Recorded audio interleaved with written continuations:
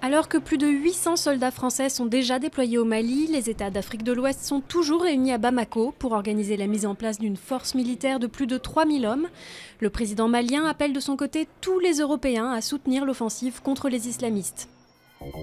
Première répercussion en Algérie de l'intervention française au Mali. Des islamistes ont attaqué un site pétrolier britannique et pris en otage 41 employés étrangers. 2 personnes ont été tuées au cours de l'assaut. Les djihadistes se revendiquent d'Al-Qaïda et disent venir du Mali. Spectaculaire accident au cœur de Londres. Un hélicoptère s'est écrasé sur une grue près d'une tour en construction, faisant 2 morts, dont le pilote, et 13 blessés. L'appareil devait survoler la capitale, mais avait été dérouté en raison du brouillard. La police a exclu tout acte terroriste.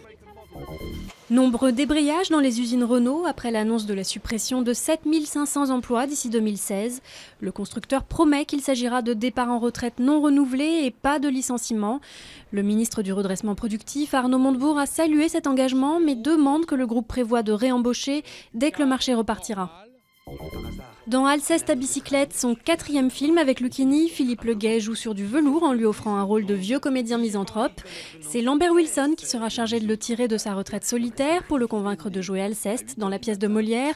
À voir pour un duo d'acteurs réjouissant. Alors c'est obstination, perfection. Préparation, masturbation.